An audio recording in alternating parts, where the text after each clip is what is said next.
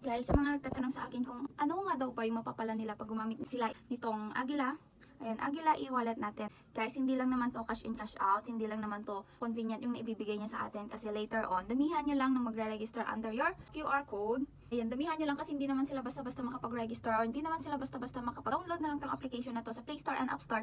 Since available na po doon, hindi lang naman siya ganun. Kasi magre-register ka pa under specific QR code ng mga legit na user nito. Kasi once na naka-register na kayo dito or once na may mga na-refer na kayo dito later on, once na bumibili na sila sa merchant, nagkakaroon ka ng specific points. Ayun. So, damihan mo lang habang aga pa, habang ikaw pa lang yung mauuna or habang konti pa lang nakakaalam. Since konti pa lang nakakaalam and kakalunch lang natin ito, guys, damihan nyo na yung mag-register under your organization. Kasi once na pinumoto ng mga vlogger, once na sila na yung gumalaw, guys, mahuhuli tayo as in. Kaya habang ngayon pa lang, imagine, magkano lang naman ang 150 pesos para dito sa application na to. And yet, magkakaroon ka ng life without expense. 2 to 3 years from now. Basta ngayon pa lang, dahil nalaman mo na to, dalian mo na. Mag-register ka na at i-register mo na yung mga kakilala mo. Damihan mo lang yung magre-register under your QR code. Kasi, pag ikaw kasi yung nauna, basta yung magagaling lahat ng QR code within your area, within your town.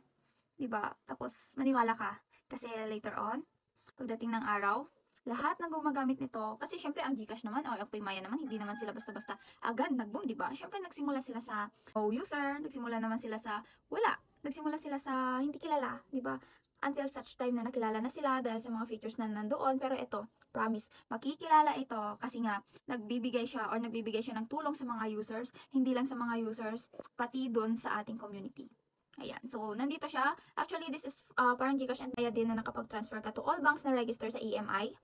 Ayan, kung hindi nyo alam ang EMI license is ito yung Electronic Money Issuers. Ayan, Electronic Money Issuers, ang EMI license, which is meron kang kapital ng 200 million para makapagpatakbo nito. And of course, this is legit guys kasi meron tayong business permit.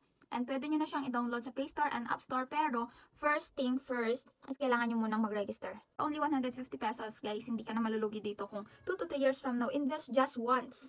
Okay, invest just once. And ipakalat mo lang yung QR code mo. Ganun lang yung gagawin mo. So, ilalagay ko lang dyan sa comment section yung aking QR code or registration link para makapag-register na kayo. And believe me, pag dumating ang araw, sana nag-register na pala ako ng maaga. Sana, kasi baka darating ang araw, ikaw na lang yung pinakalas, diba? Ikaw na lang yung pinakalas na makakaalam nito.